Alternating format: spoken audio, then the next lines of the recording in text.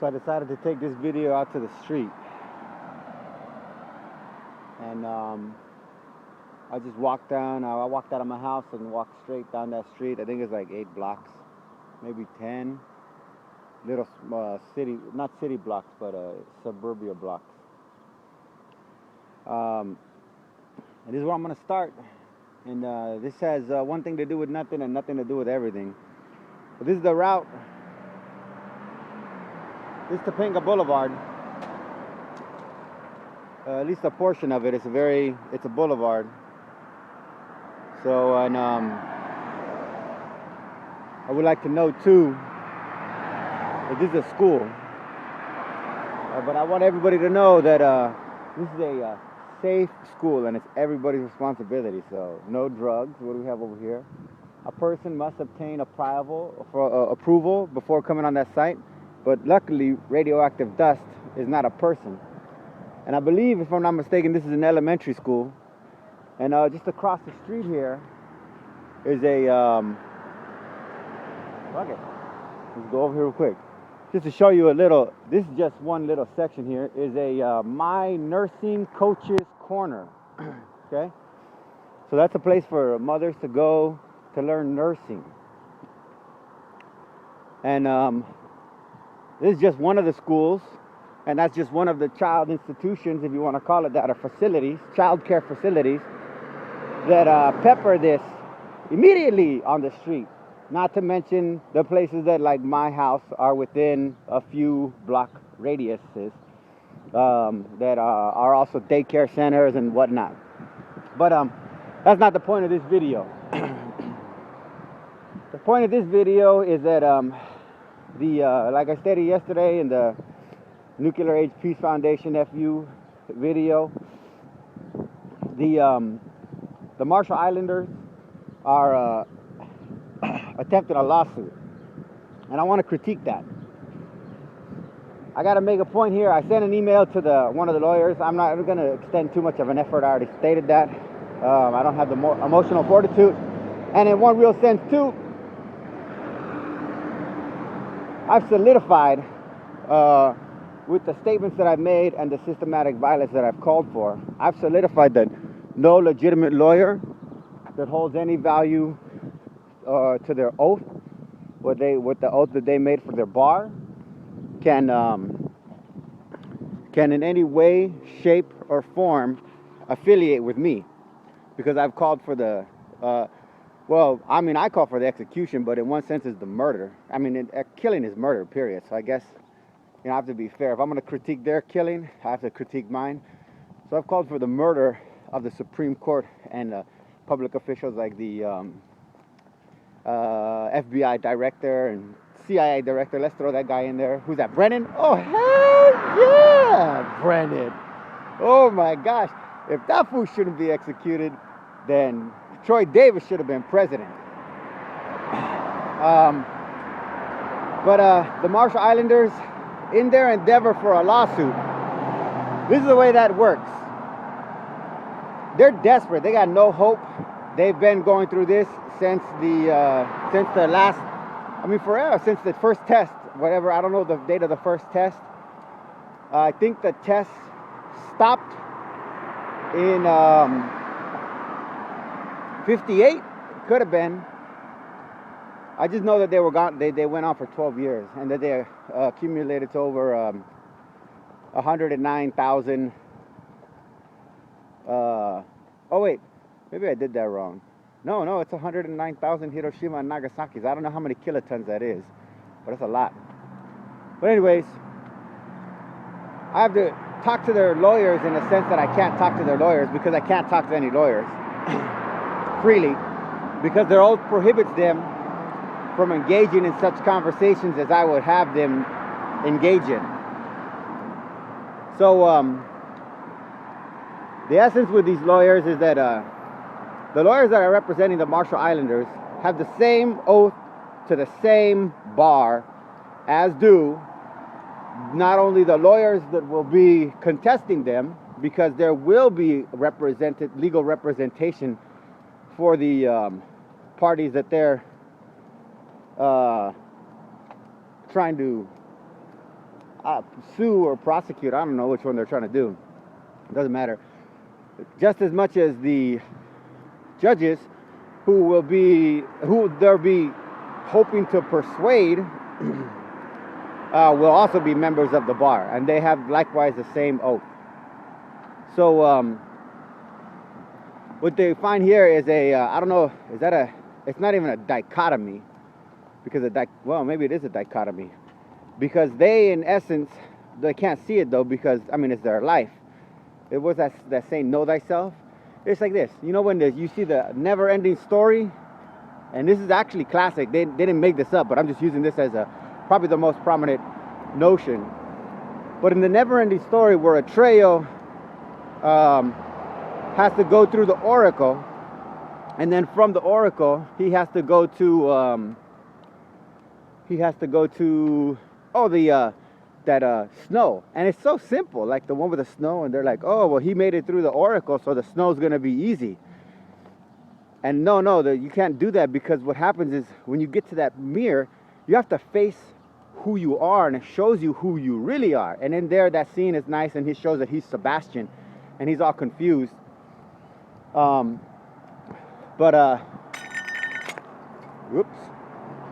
anyways, the point of that, that's the point, actually not the point of that, but that point is where the lawyers who are attempting to represent the Marshall Islanders, that's the point that they're at. Because in reality, what they have to see is that they are the bar. And again, because of their oaths and the life that they've lived in, they've invested their entire lives into this thing. You know, it's like whatchamacallit, like a Immortal Technique song, The Point of No Return. So they're at the point of no return. They can't come back. There's nothing that they could do to stop it. It's the most realistic situation that they've ever been in. And it's 6 o'clock in the morning. That's why I'm able to just cross the street like this. Plus, I already got a jaywalking ticket, so what the fuck do I care?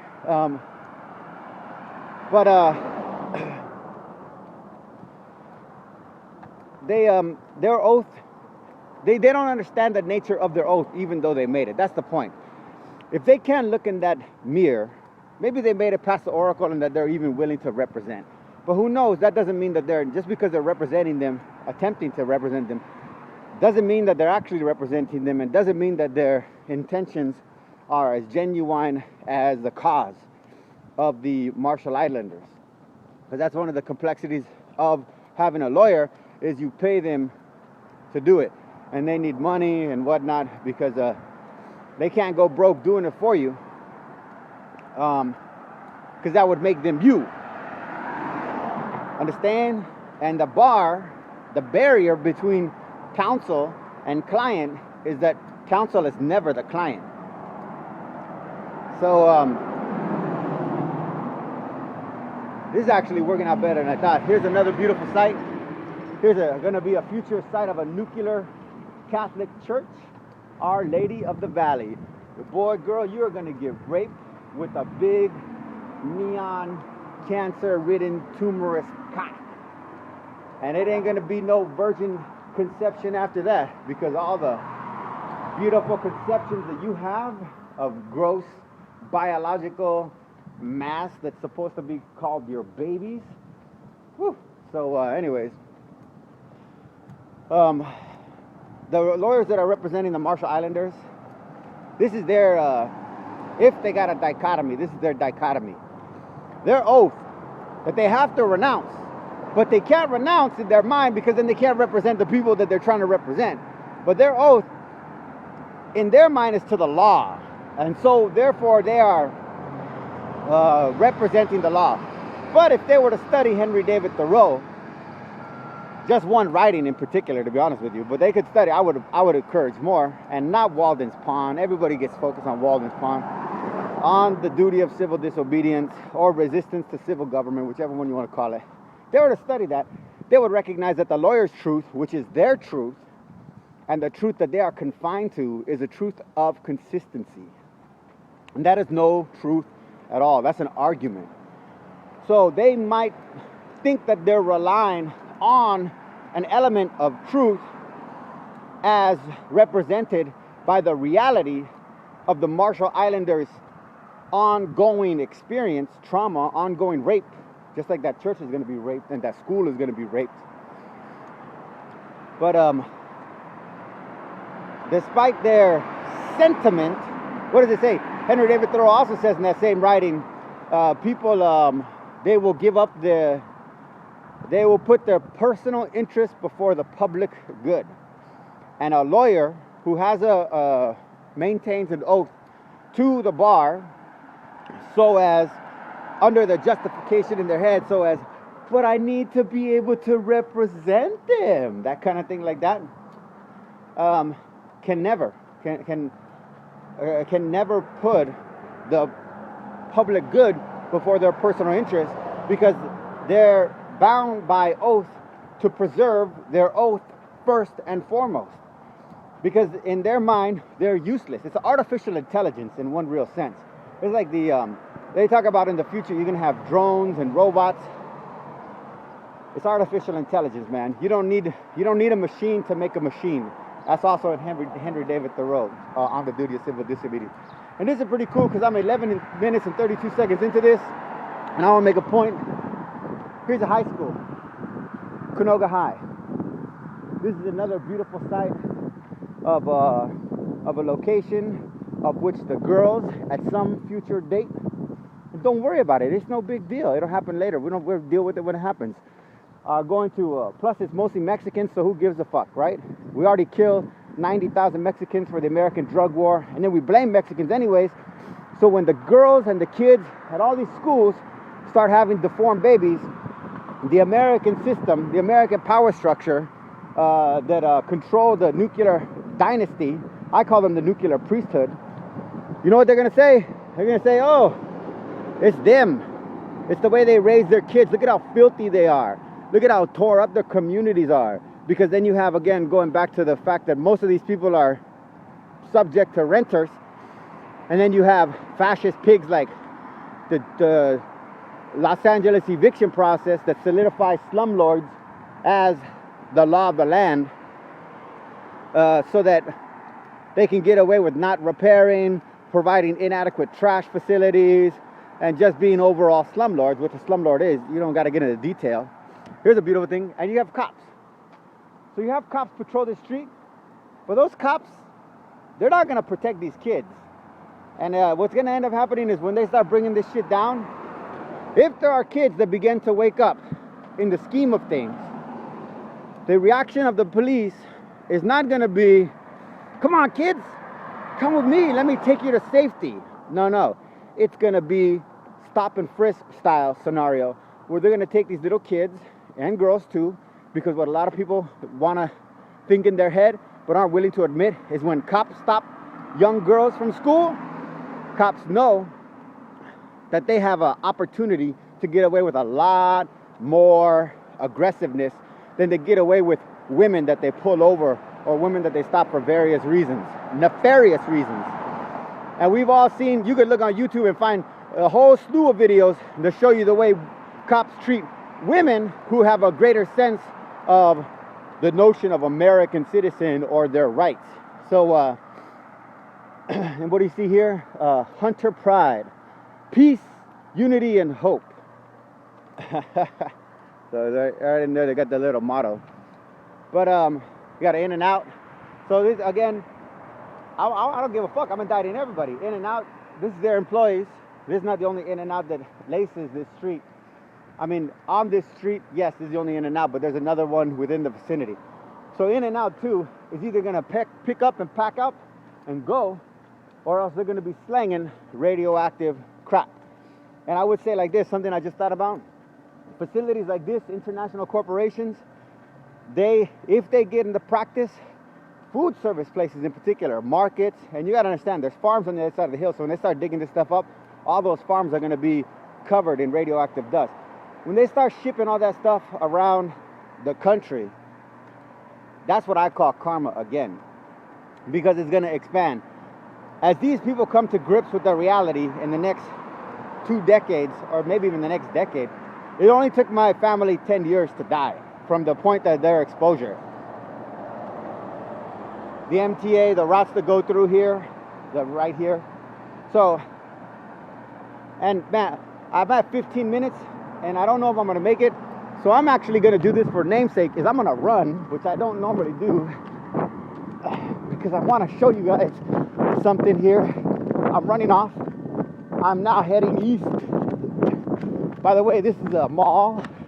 This is a massive mall. This is called the Topanga Mall. And there's actually 2 parts to this. So there's another mall on the other side of the street. There's a Target. Oh, by the way, here's the LA wash that is going to be covered with dust. And woo, lucky for us, when it rains, it's all going to be washed away. Where's it going to be washed to? Who gives a fuck?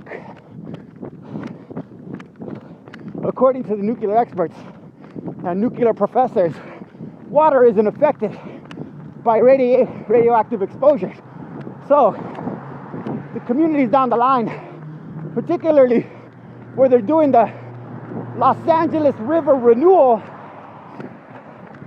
don't have to worry, because as people are taught to take boats into the Los Angeles River and whatnot, it's going to be just in time when they're fishing for a nuclear contaminated slosh to come barreling down their way secretively. Almost there. And I want to do this before. I know I can do 19 minutes. So here we are. These are the perpetrators. These are the murderers of my father. I can't get the front side because I ain't running that far. This is Rocketdyne. This is a Rocketdyne facility that is now vacant, as you can see. And it's been stripped down like Mitt Romney stripped down his factories. And I don't think it was sent to China. But I'll tell you this much. It was sent to safety. And Marshall Islanders, you could rely on your lawyers, whose oath is to the very judges that they're hoping to persuade their opinion to, who claim that they have an ounce of hope. But Henry David Thoreau is very clear. There's no hope that path. And I'm not saying I have a solution for you. I'm not saying advocate systematic violence like I do, because in your sense, since you're another country, that'd be a declaration of war, and they just probably kill you all again. But that's the point of this video. I just wanted to give you a little tour of a future, actually a current nuclear disaster that, if things weren't bad enough, are about to get worse. And I want to thank the FBI. I want to thank Rocketdyne first of all. Rocketdyne, if it wasn't for you, I would never be inspired to embark upon this movement. If you hadn't murdered you and your employees that still work for you guys and still pledge allegiance as if a Nazi, the same thing as those neo-Nazis in the Ukraine that are still pledging allegiance to Nazism. If you and your employees hadn't murdered my family, I'd be just like you. I'd be just like everybody else in this community probably, and saying, I don't give a fuck.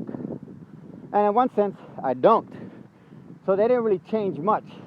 All they did was just give me an excuse to pretend like my life has meaning, because it's truth as an American, as a Mexican, Irish, American, and I got some other crap in there too.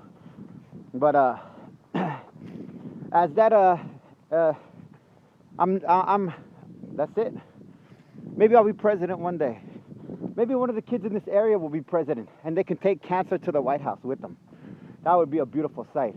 Or maybe if we're lucky, some event will come about and one of Obama's daughters will get some kind of horrific cancer, and she could be that next kid in America that every 26 minutes a kid in America is diagnosed with cancer, which means that there's a lot more to be diagnosed. And maybe then we can call it fair.